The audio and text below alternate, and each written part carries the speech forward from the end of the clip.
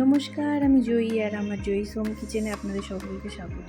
আজকের উপস্থাপনা পটল দই পোস্ত। তো উপকরণগুলো দেখে নিন। এখানে ভালো করে পটলগুলো ছাড়িয়ে রেখেছি। সঙ্গে আছে হলুদ, শুকনো লঙ্কা, কাঁচা লঙ্কা, জিরে, গোলমরিচ, লবণ আর চিনি।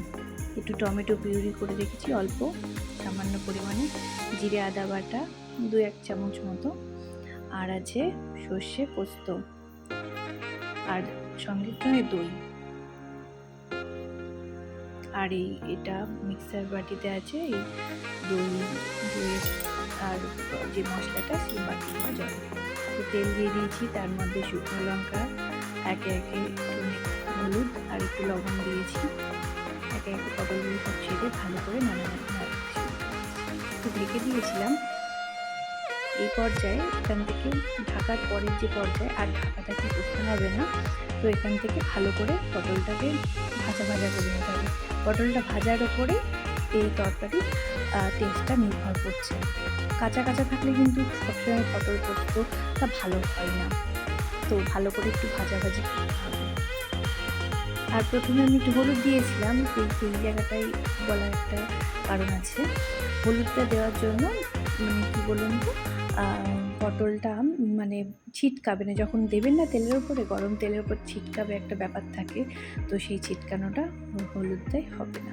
আর আমি কাঁচা পটল রেখে দিয়েছিলাম, কোনো রকম হলুদ লবণ না মাখিয়ে, তো একটু হলুদ লবণ তেলের উপর ছেড়েছিলাম। তো ভালো করে এই যে ভাজা হয়ে গেছে। আমি একটু নাড়াচাড়া করে পটলগুলো একে একে তুলে দিচ্ছি। একে একে সব পটলগুলো তোলা হয়ে গেছে। এবার আমার মনে হচ্ছিলো তেলটা একটু বেশি হয়ে গেছে, তো আমি তেলটা একটা বাটিতে সরিয়ে দিচ্ছি। সরিয়ে নেওয়ার পর পরিমাণ মতো যে তেলটা আছে সেখানে আমি আরেকটা শুকনো লঙ্কা অ্যাড করে দেব। একটা শুকনো লঙ্কা ছিল, কিন্তু আরেকটাও দিয়ে দিলাম।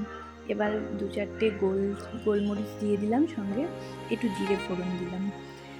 একে একে হলুদ,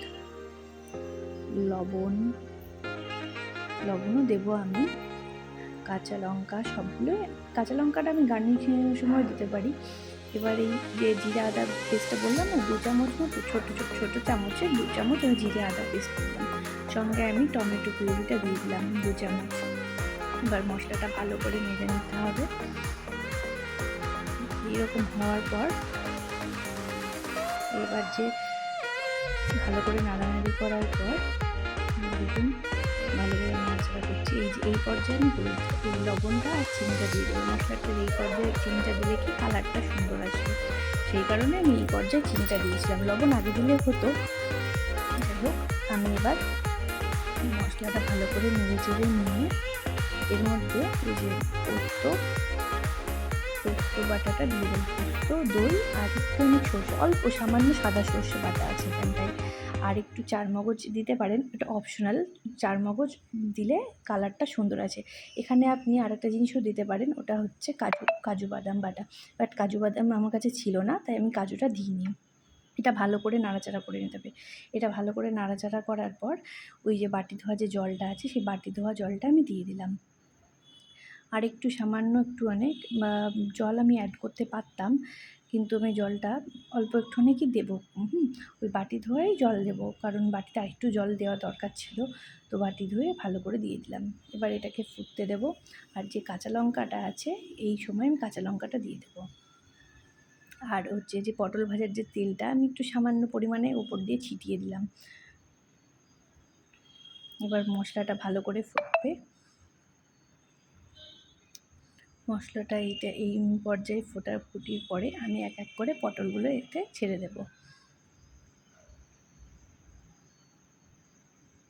পটলগুলো সব এক এক করে ছেড়ে দেওয়ার পর দেখছেন কি সুন্দর ফুটছে।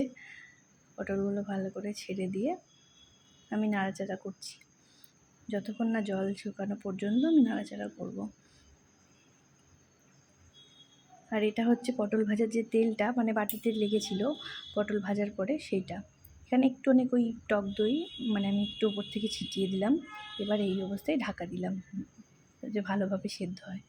এই যে হয়ে গেছে, গামাখা হয়ে গেছে। এই সময় আমি নামিয়ে নেব। ব্যাস রেডি আমাদের পটল সর্ষে পোস্ত। তো আপনারা ঝটপট বাড়িতে বানিয়ে ফেলুন আর একবার টেস্ট করে দেখুন, কিছু ভালো লাগলে অবশ্যই একটা কমেন্ট, একটা শেয়ার আর একটা লাভ দিয়ে দেবেন। থ্যাংক ইউ, সবাই ভালো থাকবেন।